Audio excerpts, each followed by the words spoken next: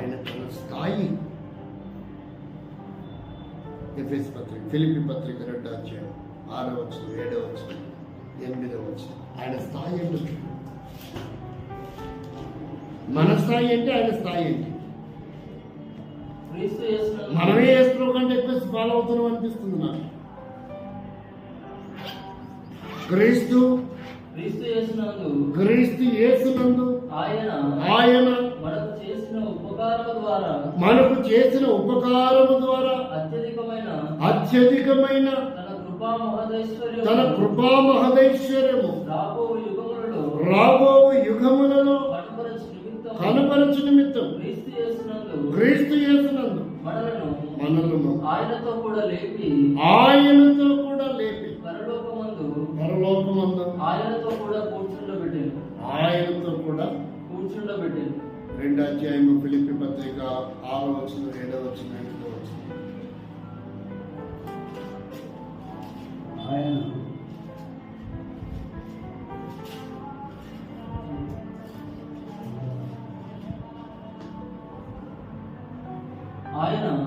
ఆయన దేవుని స్వరూపమయుండి దేవునితో సమానమని ఉండుట విడిచిపెట్టకూడని భాగ్యమని ఎంచుకొనలేదు కానీ ఆయన ఏమయ్యాడంట? కామన్ మ్యాన్, మనుషుల పోలికలో పుట్టాడు. సాధారణమైన మనిషి పోలికలు. ఎంతగా రిక్తుడయ్యాడంటే, నీచమైనటువంటి ప్రదేశంలో పశువులు దుర్గంధముతో నిండినటువంటి ప్రదేశంలో, పశువుల తొట్టిలో, ఆ దుర్వాసనలో ఆయన ఎంతగా తగ్గించుకున్నాడంటే దాంట్లో పరుండ పెట్టారట. ఏం తగ్గించుకుంటున్నాం మనం? మనుషుల పోలికగా పుట్టాడు.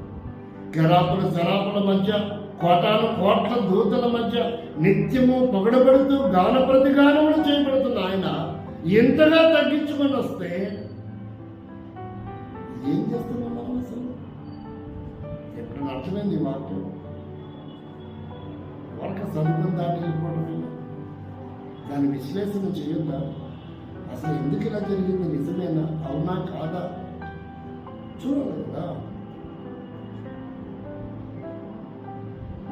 దాసుని స్వరూపంలో రిక్తుడిగా, మానవుడిగా, సాధారణమైన వ్యక్తిగా